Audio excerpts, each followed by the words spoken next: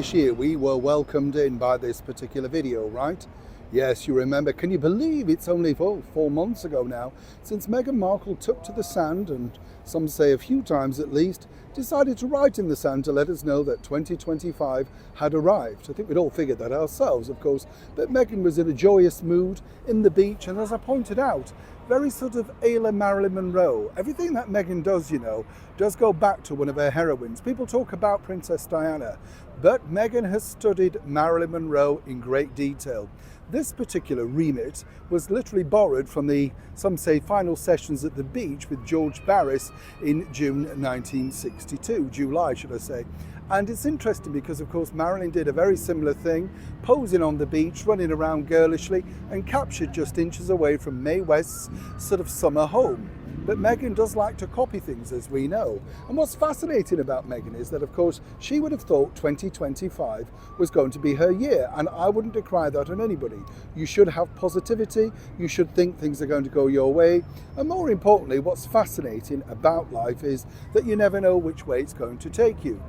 But as we look in today's episode of By Royal Appointment, I thought we'd go a little bit deeper into some of the things that might have worked, haven't worked, and more importantly been, well, some people are suggesting already, the Diva Duchess of disaster. Now, where do we stand on this? As ever, let's get cracking. Hi, good to see you. Thank you so much for joining me, as I say, on a brand new episode of By Royal Appointment. And thank you for supporting the longer videos. It is greatly appreciated. As I stand here in the very heartbeat of London, it's fascinating to think, of course, that this could have been Meghan's stomping ground if she'd have played her cards right. Everything really that she wanted could have gone her way. You know, she had the fame that she so desperately really craved. And I've said this to you before, what I find odd about people like Meghan is that why would you throw this away? Well, according to sources, literally Meghan felt, as we all know, that she was bigger than the thing that was on offer. We're not talking, of course, about Prince Harry, but she just felt that the Constitution, the monarchy, the thing about everything that she joined with the family wasn't moving fast enough, swift enough, or in fact in her direction to make it the way that she wanted it to be. I've told you in previous interviews she wanted to modernise at a very fast pace, and whether the Queen agreed or not, she could bypass that. What was the problem? She knew what she was doing. After all, she'd been in 7 series of suits. That's got to, well, count for something in a gal, right? And then you go back to this. Now, obviously, the last few years, Meghan has stated previously that the reason why things haven't gone her way, quite frankly, is because first and foremost, when they left for their freedom flight over to Canada and then to California, it was all really dogged by the pandemic. But Meghan didn't let that stop her. She was mainly shown, photographed out and about, dishing out food to the homeless and the needy. Very nice, and of course very sweet, if you believe that this wasn't just a publicity stunt. Who tipped them off? Who took the pictures at such close quarters? You've got to be careful. Security's everything, right, Harry? But as I say, you go back to this video, and this was apparently shot by Prince Harry, seemingly to save money, seemingly to give it a more intimate theme, you know, Meghan dashing around the beach, giggling away like some schoolgirl, to say that this had arrived. And this really was the kickstart of saying to the world that she was now back in charge, back on social media, and this was going to be her year. Everybody was going to take notice. She got a brand together, and as she pointed out in a further video, well, let's remind ourselves, this was this, right? It's recording. Okay. Cat's out of the bag. I'm shocked we've kept this a secret for so long. In 2 weeks, my show is coming out, which I'm so excited for. And also my business, which I think there's been a lot of curiosity about.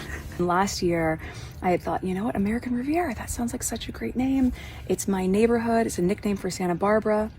But it limited me to things that were just manufactured and grown in this area. Then Netflix came on, not just as my partner in the show, but as my partner in my business, which was huge. So I thought about it, and I've been waiting for a moment to share a name that I had secured in 2022, and this is the moment. And it's called As Ever. As Ever essentially means as it's always been. And if you followed me since 2014 with the TIG, you know I've always loved cooking and crafting and gardening. This is what I do, and I haven't been able to share it with you in the same way for the past few years, but now I can. So as things are starting to trickle out there, I wanted you to hear it from me first. Of course, there will be fruit preserves. I think we're all clear at this point that jam is my jam. But there's so many more products that I just love that I use in my home, and now it's time to share it with you. She was talking, of course, about how she'd, well, got all of this together, and she couldn't believe her luck that then Netflix suggested, oh, maybe we could partner with you, because obviously you're a global leader, you know what you're doing in this field, we're a mere nothing, we're just your partner. Right? It's all about words, in the words of celebrity, you know, how it works, how it suits, all that sort of stuff. But as we've seen over the last, 14, 16 weeks now, things really haven't gone to plan for Meghan. And is it truly all her own fault? Is it all her own doing? As I met some of the people along the way that have now been once again discarded, whether that be, of course, former people who abandoned things, literally at the moment there was a big tour because they decided that they couldn't cope with it. Either way, they both agreed and everything was very amicable, so much so they're not allowed to give public interviews. You know who I'm talking about. Well, again, that's fascinating in itself. Moving forward though for Meghan now, she's got a lot to lose, and these next couple of weeks are going to be pivotal. Now, as we all know, she's got the deal still with Netflix, or has she? You see, what happens after this next series is going to be fascinating, because they will pick up on specials. That's the deal. There will be no long-term contract. And as we saw, Prince Harry's debacle of Polo has really done nothing to even get people to re-watch that. You know, since the Centre Barley debacle, nobody's thinking, oh, well, let's watch the show. Let's see what went on. What did we miss? Nothing. That was an ultimate dud. Her latest show with Love Meghan, the cooking show, is a dud also. But really, were the problems her fault? As ever, let me explain. Into the Diva Duchess of disaster, Meghan Markle's already shaky start to 2025. Really, this was a pivotal moment. Oh yes, this was the moment when literally it reverberated around the world. And despite what her team was saying, you cannot get away from such bad PR. This had really sort of haunted her ever since the cut, and their very cutting remarks about her previously. And then we had the Hollywood Reporter, Diva Duchess in high heels. But it was this from the current President of the United States, President Donald Trump. Just in these few words, he said, oh, she's terrible. And the bottom line is, this really was worse than anything that possibly people could have thought. Even the disaster tourist thing, which then followed her around, all thanks to the LA fires, well, it couldn't have been as bad as this. You see, as I say, this is a very powerful man. And given the fact that the reason behind this is, he really was very aggrieved, very angry about the way that both Harry and Meghan treated the late Queen. He was very fond of Queen Elizabeth and saw her as just a woman who dedicated her life to service. And he couldn't believe, in his opinion, and I know this from an excellent source, that these upstarts were trying to, well, you know, eradicate what she'd done, all the hard work that in fact she'd achieved, and he won't forgive them for that. Now, of course, there was another twist in this particular tale, because around this time, very brand damaging as well for both Meghan and Harry, was the fact that there was the ongoing battle for Prince Harry's visa details. And this was put together by a company who were hoping to expose him on the world stage. Now, lots of people believe that this should be very transparent. But again, as we know in this particular world of these two, nothing is as ever what it appears. And the bottom line really is, if Harry'd have just come forward and said, this is what I wrote, you know, it's rushed, I can't really remember, I'd like to apologise, etc. But no, they keep the drama going on, pushing and pushing and pushing.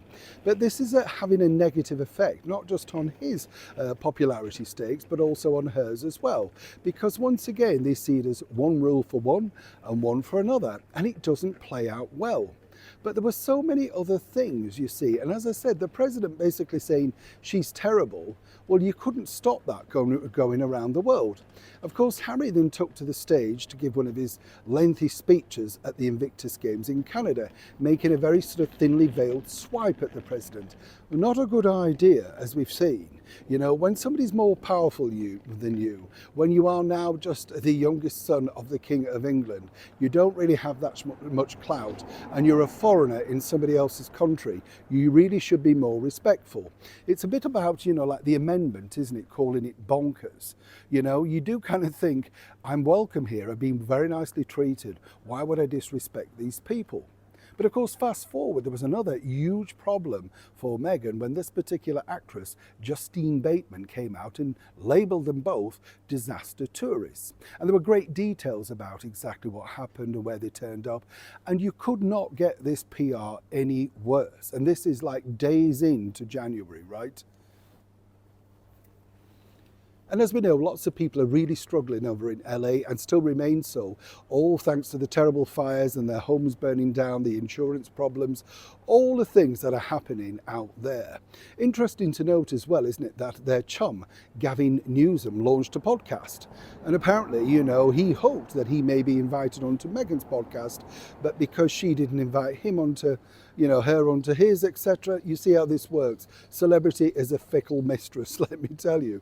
But this really got a lot of negative headlines, seemingly because, once again, a little bit like Uvalde and all of those things that she decided to get involved with no request at all. Apparently, you know, the local mayor of the time basically said, oh, they came here to help. They came with a camera crew and they very quickly left after around, and this is reported as 17 minutes. So what was the point of it? Well, again, the point of it was really to try and get as much publicity as possible. This was going to be their year. They were going to redefine the narrative. They wanted people to believe that they were action getters. And this really all stems from the fact that, if you think about it, if you remember the Time cover magazine where the man said, they run towards disaster. Well, isn't that what they were literally just doing with the LA fires? So why were people criticising them? This was literally a hot potato for days on end. And if Meghan thought the start of 2025 was going to get any easier, well then, not quite. I think one of the biggest gaffes you could say so far of this year was this particular, well, return to Instagram. No, not the actual return, but really how Meghan decided to return to Instagram with a particular video. And when you think she was trying to counteract all the LA fires, and it's very hard, isn't it, let's be honest, chums, when you go through so far this year, because all of the stories have come thick and fast, and that was deliberate. You see, her team decided that what they really wanted you to do was, if this was a bad story, there was always another one coming around the corner, very quick, very fast, and you would move on and entertain that, rather than, of course, focus on the negative, as it were. And there's been a lot of negatives.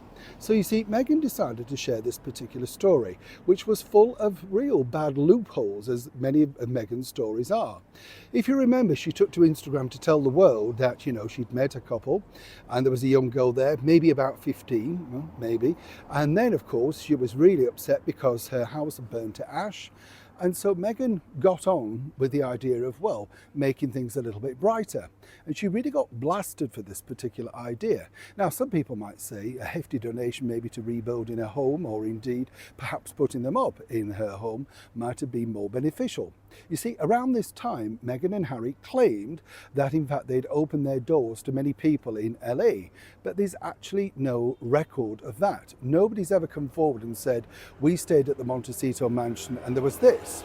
In my belief, this is not true, and as ever, you have to say allegedly on that, simply because of their madness for security. How would they just let anybody go into their home, particularly with 2 children? You see, it doesn't really make sense, but of course fits the narrative. So Meghan took to Instagram to say that she was going to rescue this particular teenager by procuring for her some much needed merchandise of the pop superstar that is Billie Eilish.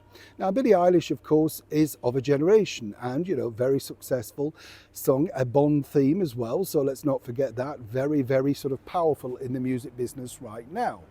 What's interesting is Meghan, as I say, took to Instagram, told the world about this, but then said she can't wait to phone the people. So she'd like recorded this message to alert everybody else that all of this stuff's come, right? But contradictory again, if you remember, she claimed about, oh, you know, lunch boxes. Are they still a thing? Meanwhile, telling us a couple of weeks ago in Canada, well, she'd been packing lunch boxes for her children as they went to school and nursery. Which is it, sister? Can you not remember anything that you're saying? Anyway, we got a tour of this stuff, which was nicely, clearly laid out, and had obviously been prepped by someone ahead of filming. But here's where the story took a negative twist. You see, what happened was she mentioned Adam Levine of Maroon 5 and a couple of others, and as I've said to you before, they're all in the same agency, so it wouldn't have been incredibly hard for Meghan to reach out and get this particular stuff. Not hard at all.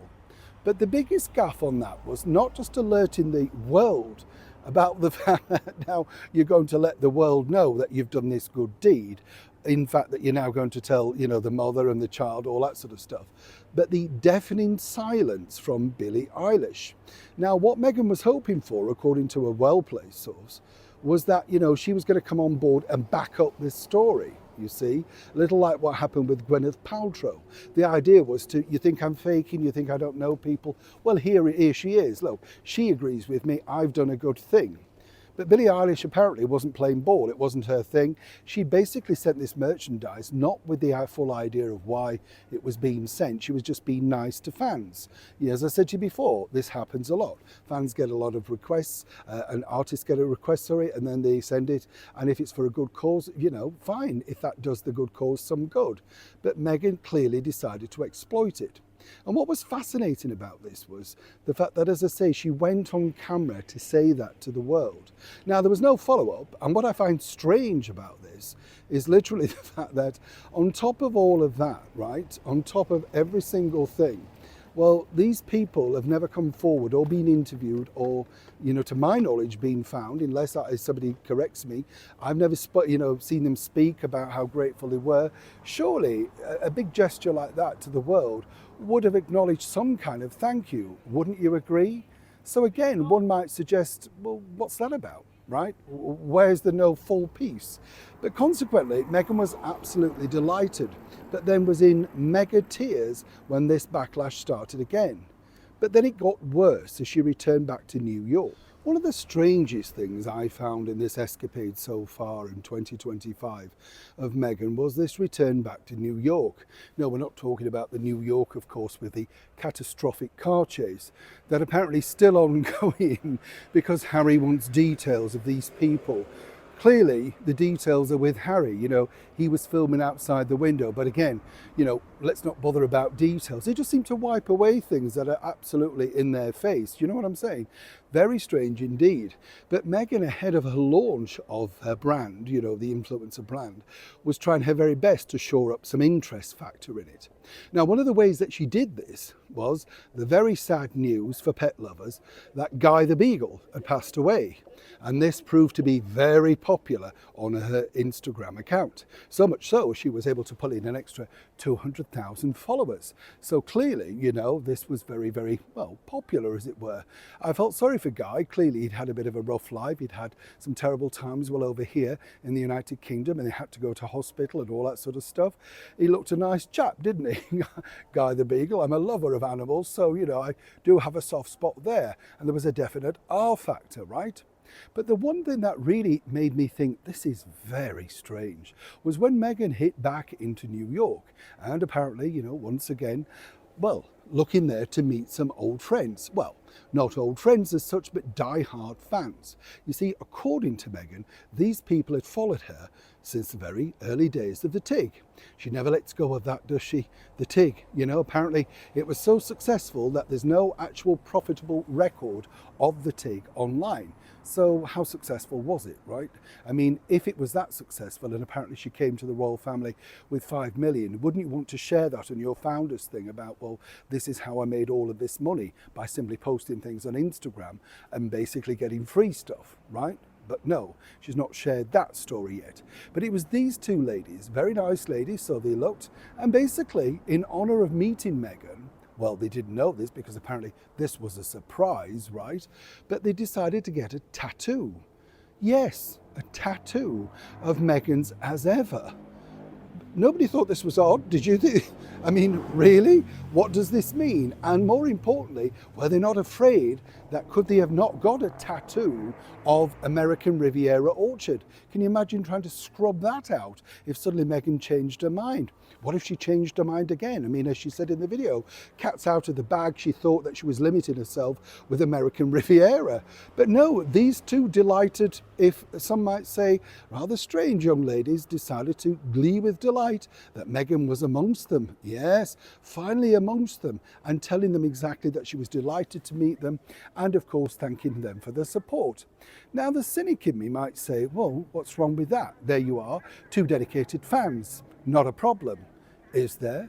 Well, again, what I found odd about this whole setup, and as I said, I've worked in the celebrity world many, many years, and I know all the setups about what they do with the fake pens and the everything that is, there's a lot of stories I could share with you what celebrities do in order to make sure that they get the right PR.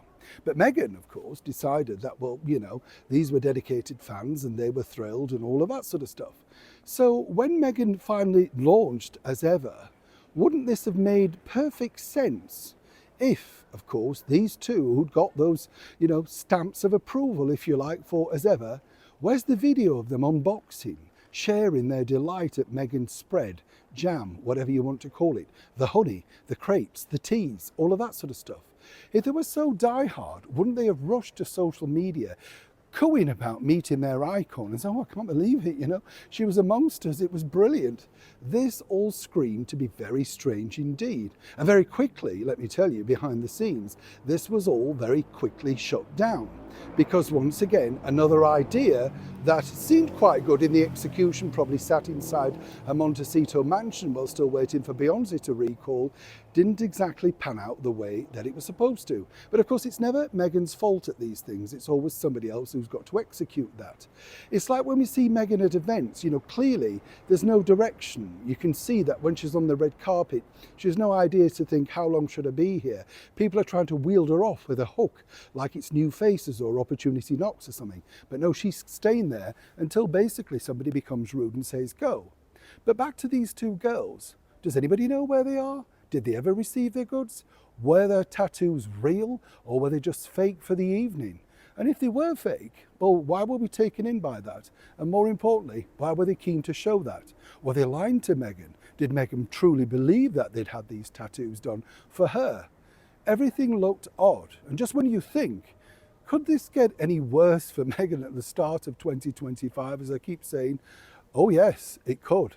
And then this has, for Meghan's launch, got worse and worse. Well, she told us this particular secret upon her Instagram, video, whatever you want to call it, that, well, somebody wanted to partner with her. So she couldn't be that bad, could she? No, and the partner in question was none other than the mega streaming giant that is Netflix. She thought about it. Thought about it, please? Who else was coming forward? You know what I mean? You've been dumped by Spotify on a spectacular basis. Netflix is hanging by a thread. And clearly you're not writing any more books for Penguin Random House because the bench literally sat on the bench and nobody wanted to buy it. So there is your problem. But of course, Meghan always has to put things in a spin. And I'm not knocking that. That's what celebrities do. But when they're so transparent, it becomes very problematic. But even this point around now, people were saying, how come this woman still has her own deal with Netflix? And where was the show? We know it had been made over a year prior to that in a rented house. And then, of course, we got the stories about who was on it and who were the guests and all that. And it's just really odd, wasn't it? The whole thing. As I said to you before, I felt terribly embarrassed for Mindy Kaling. She seems a nice lady. And, to be ridiculed about her accent literally on air. And the worst bit is Meghan was the executive producer, right? So she could have taken that out. She could have stopped the embarrassment of the friend standing there saying, your look. Really? You left that in and you think that's funny? Well, that's Meghan and that's the friendship you get, right?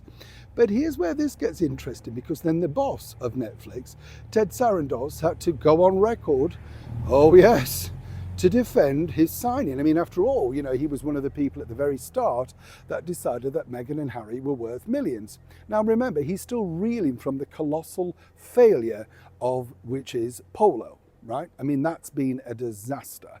It came out towards the end of last year. Harry did no publicity, wouldn't do anything on social media, wouldn't go any chat shows, but just thought his name alone and the glitzy glamorous world of Polo would be enough. Meghan showed up, of course, and then there was the debacle surrounding the centre Barley, but we'll come to that. But of course, Ted decided that he had to go on record to basically say that Meghan could shift anything, literally. She was an icon of our times, up there possibly with Joan of Arc, right? And then, he realised that, well, actually, this could be very dangerous because suddenly there were problems. Problems with the packaging, problems with the jam, the spread. Everything was going to be problematic. But Meghan ploughed on, and this is what I do find quite amusing about her. Regardless of how bad things go, she's resilient in the sense of that, it's never her fault. There's always going to be somebody fired, and it's not going to be her, and somebody's going to be dealing with it, because she's paying them big bucks. So Ted goes out there and says, oh, don't worry, she's brilliant, we can shift loads of stuff. And then there was problems, of course, about certain things that weren't ready, and their Netflix Real stores were put on ice, so there was another problem there. So suddenly now Meghan's selling this stuff from her own website. Could it get any worse? Well, there are stories circulating out in the public domain now about people not receiving their products when they should, not receiving their refunds when they should, and more importantly, the delivery's taken a long, long time. I'm sure many of you will know about this. Now, I don't know about you, but I couldn't pay £14 for a pot of jam from somebody who's not reputable. I mean, if it's a massive brand, like Fortnum & Mason's or Harrods or, Harvey Nicks, somebody that has been at this game a long time, but why would you just want to get it? And worse still, from somebody who literally puts on their Instagram account the revealing thing, of course, of the jam coming down the conveyor belt, a little bit like the Generation game with Bruce Forsyth, right? Looks horrendous. But consequently, Ted had to go on and do this. He had to go out there. So she'd snarled him into this. And the bottom line was there was no escape. He had to then say, I think we're going to do very well with this. Now, it's too early to say exactly how well these things have done because, as we saw, the fact that they claimed things had sold out, but they weren't very honest exactly about really how many things they'd already put out there. If you put 12 pots out, you sell 12 pots, not too difficult. Worse than that, well, the mere mortals, you and I may be waiting for our brand. Well, celebrities were given boxes like Kim Kardashian, but there were 50 boxes. Oh yes, you didn't know that, chums, did you? 50 boxes dished out to celebrities, and only a few decided to, alert the public. Even Nachos wasn't exactly thrilled and busting to get out there like he did previously, There were the usual cohorts. Kim Kardashian made a half sort of effort, not much really, not really what Meghan required. So, desperate times for desperate measures. What do you do when you've got two people that are absolutely desperate? Well, what you do is you team up together. And that's exactly what Meghan did next. As we entered 2025, Meghan found the landscape totally different. It was a different time. We had a brand new president in the White House, President Trump, and there was a feeling of, mixed bag, mixed optimism. It is always like that when there's a new administration, isn't it? Doesn't matter what country you're in, 50 like it, 50 don't. But this was a different time. Not only, of course, was the president clearly no fan of Meghan Markle, she was no fan of his. And Prince Harry had tried at times to be the mediator, the one in the middle, but then he decided to take her stance too, all given by the fact that clearly, while Mr. Trump, President Trump, should I say, was, deciding the future whether Harry could stay or not, he was literally toying around with him. And some people decided that wasn't such a bad thing. But then for Meghan, trying to relaunch herself in a more friendly environment, that environment had gone. You see, the Bidens were very much in their camp, some people suggest. In fact, Meghan and Harry, if you remember, tried to hoof a ride back on Air Force One, if you recall, on the Platinum Jubilee, so they felt they were that close. Then we found out that Meghan and Harry had donated a substantial amount of money to a charitable event, noted, of course, with the Biden daughter. So there's lots of things that were going on that people were suddenly discovering. Of course, Harry and Meghan's accounts are always fascinating because they're never ever clearly as clear as they should be. That's their prerogative, I guess, as micro-celebrities. But then you see, the tide really took a turn for the worst when the late night chat shows came out and decided to mock Meghan and her brand and her whatever you want to call it. But this could have all been so different. You see, Meghan had the opportunity to recorrect herself. And I would say this as somebody who works in this industry. Time and time again, she sort of gets rid of the opportunity to put herself in a good light by going the wrong direction and saying, I'm just going to ignore you, I'm going to be rude about you by just ignoring you. And then, of course, is upset when they decide they're not going to support her. You see, an appearance on a late night chat show would have been very much needed. The late night chat shows are all bombing. That's because they seemingly are anti-government over there. And they've realised, in fact, that the majority did, in some respects, pay and decide the direction of the country. So it really was the wrong kilter. We saw massive payouts from MSNBC, the presenters having to cut staff. Literally, everybody was taking a turn for the worse. Not a good time to launch a business. Even the ubiquitous Morning Joe had to go cap in hand to try and beg forgiveness because their show could have been cancelled due to the ratings bomb.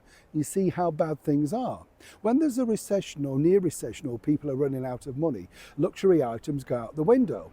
And her pal Gwyneth Paltrow found this when she had to get rid of staff herself and downsize. But it's always restructuring, isn't it? You're wiping away people's livelihoods, but it's restructuring. So Meghan decided to go on the daytime TV show, which was Drew Barrymore. Easy, friendly, and more appealing, with a very selected audience who were all clapping like seals and apparently picked simply because they all liked Meghan. That must be a hard find now, even for an audience of that size, right?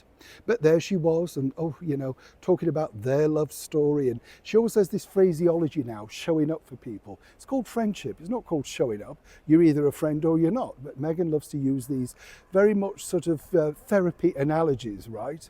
Then, of course, she shocked Drew, as I told you, by saying that she was now called Meghan Sussex, and Drew had to introduce her as that. She hoped this was the bombshell that would wipe away the forthcoming Centre Barley disaster.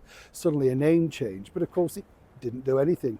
Barely a ripple, because people know that this is an idea that will be wiped away very quickly, very soon in the world of Meghan Markle.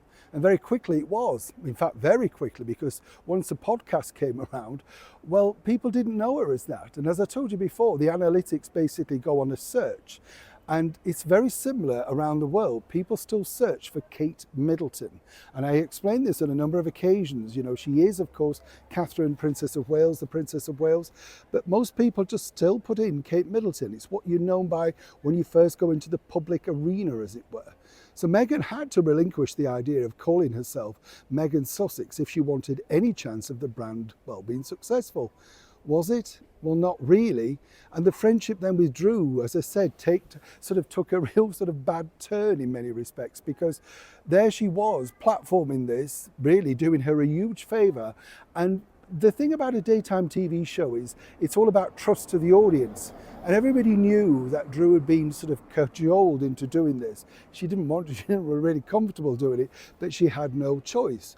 But again, desperate times. So Meghan then turned to somebody else who she thought could actually stop the rot. And even this failed to do that. This was going to be the thing that was going to get everybody laughing and hooling and all of that sort of stuff. Two people basically trying to relaunch themselves onto a new, younger platform. Let's not forget, one's in their early 50s, one's in their middle 40s. And so you team up with somebody who's won an Oscar. That was a long, long time ago, right, Gwyneth Paltrow? And of course she decided that, in this interview with Vanity Fair, she was going to correct the rights and wrongs. She decided that she was going to share with the world that actually there was plenty of space at the table for anybody who wanted to have a lifestyle brand. Well, absolutely, sisters. And then you see what she did was mock her by making up her own video, if you remember, of making something very cheap, like a breakfast, no makeup, no lighting. And we're all supposed to go, oh, wow, look at her. Yes, she's no fan of Meghan. A couple of days later, of course, Meghan pops up in that now infamous cameo, around about 4 seconds. Feet on the table, shoveling in a massive lump of food, not very ladylike, and not exactly the sort of thing that you should be doing when you're trying to push very English brands. You're pushing teas, right? Peppermint teas, English teas, honey, jam, spreads, whatever you want to call it. It's not the way that this works. And so consequently, Gwyneth Paltrow was a bomb. And they thought this was going to be the big hot thing, the one that would have the world talking, but it barely made a ripple. And consequently, Gwyneth desperately needs this PR, believe it or not, chums, because she's also trying to relaunch her acting career. Her children have now got older and she's decided she's going to pick and choose parts. Right. So the thing is, both of them sat down and figured, well, actually, if we just laugh at the media that we really need so much, well, of course, the media are going to be supportive. Well, again, they're not, are they? And let's not forget, when Meghan sat down and spoke a couple of years ago, she basically said about the media that she disliked the tabloid media so much that she hoped one day it may come with a warning package, like on a cigarette packet, to tell you just how bad it can be. But of course, Meghan's dwindling fan base and dwindling exposure means she's only now got the terrible tabloids that is Us Weekly and People magazine to turn to. You know, when you look at it, the bigger picture was this. With Harry battling alongside his collapse of Centre Barley, Dr. Sophie Chanduka, of course, was able to speak to the higher and more prestigious Financial Times. What I can tell you, some of the magazines over here were approached by Meghan's team, but there were so many stipulations that Meghan was willing not to talk about, right? And again, this is where it's interesting, because in a recent feature that popped up in an American newspaper, they were told no pictures inside the house and a full copy clearance in advance that Meghan could sign off. So essentially, you might as well have just given the writer, well, the press release, and sat down and said, copy that, put your name to it, and then everybody's going to be happy. But it doesn't really work like that because there was no juicy bits, there was no bombshells. And so consequently, Meghan, at literally the 4th month in of the year, is finding which direction does she now take. You know, clearly she's decided all sorts of angles, splitting away from her husband, maybe working independently, trying to launch herself as a brand billionaire. It's not exactly going to plan. So the next plan, of course, is now even more pivotal because as the second series pops up of As Ever, As With Love, Meghan, this is going to be a really testing time. And for those that have already seen the bulk of the series, they say, well, it's simply more of the same.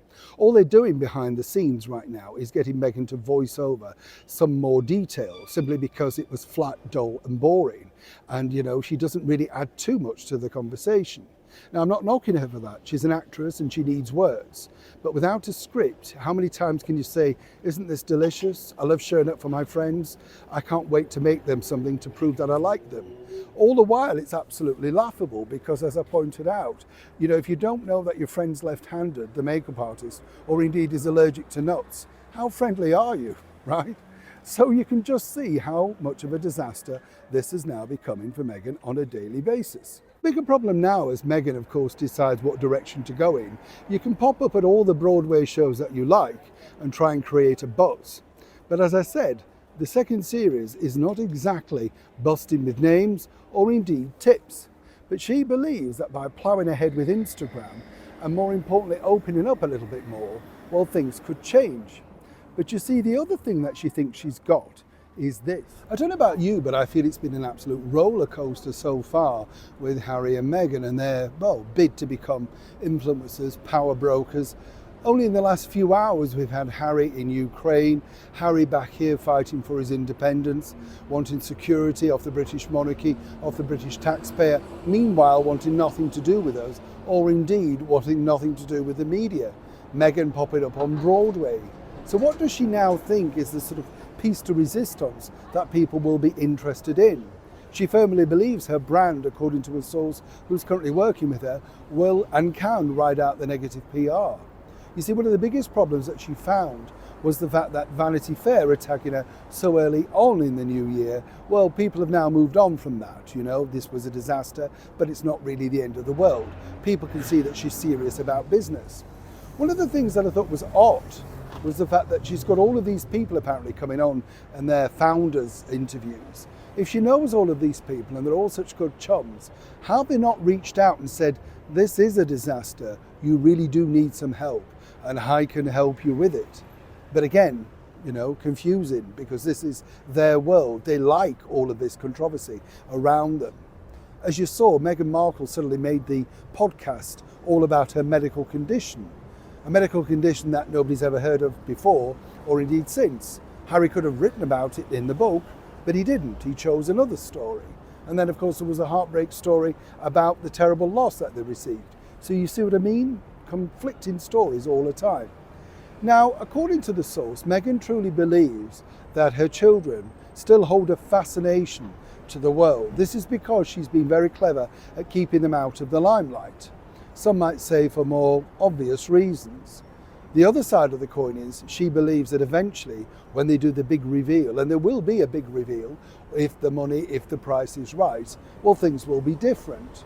Harry, of course, doesn't like this idea, but as times become harder and the deals become less, they're very much mirroring this sort of Edward and Mrs. Simpson template. It didn't go their way. They had the world at their feet. and they got pictured with the wrong people, like Meghan and Harry. And then, of course, they just ostracized everybody around them. And what happened with Edward and Mrs. Simpson, very similar to Harry and Meghan, is that you don't really want them near your brand, your product, or indeed your life, because they bring utter chaos. Meghan loves living in utter chaos. It keeps her sweet and it keeps her busy, as you can imagine. But for her now, moving forward, she believes that eventually the brand will suddenly take off, people will start writing glorious things, and ultimately, what will be the problem? Now, as I said, we're only into the 4th month of this year. Everything looks bleak. You know, the reviews are terrible for the podcast, the reviews are terrible for the brand, the jam. Nothing is going right. You've now got to find a way of funding the Invictus Games, and a charity that your husband apparently was very close to his heart, although he hadn't been there for 5 years, seemingly is an utter disaster. But apparently 2025, according to this source, in Meghan's eyes, is going to plan. Imagine if it wasn't. Until the next by royal appointment, as ever, thank you for taking the time out to join me. And please, if you can, do like and share and comment respectfully.